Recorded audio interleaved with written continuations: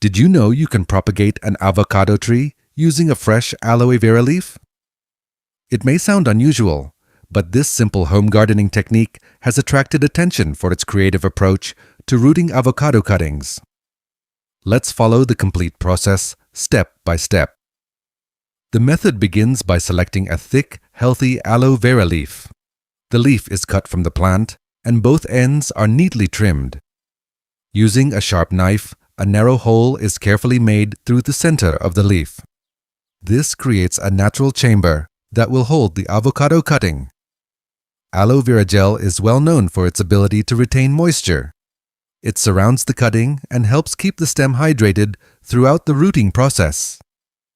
Next, a nursery pot is prepared with loose, well-drained potting mix. A small planting hole is made in the center, ready to receive the aloe vera leaf. Now it's time to prepare the avocado cutting.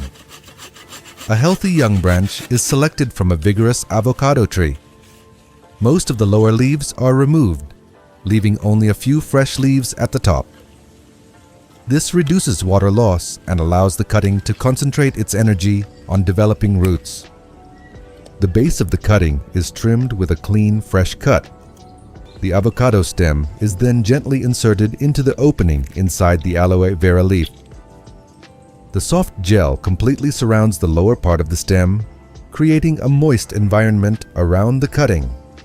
The entire aloe vera leaf, with the avocado cutting inside, is carefully placed into the prepared pot. Additional potting mix is added around the leaf to hold it firmly in place. After planting, the soil is watered thoroughly to provide the moisture needed for successful rooting. The pot is then placed in a bright location with indirect sunlight, where the cutting can develop without excessive heat or direct sun exposure. Over the following weeks, the cutting remains inside the aloe vera while new roots gradually begin to form beneath the soil.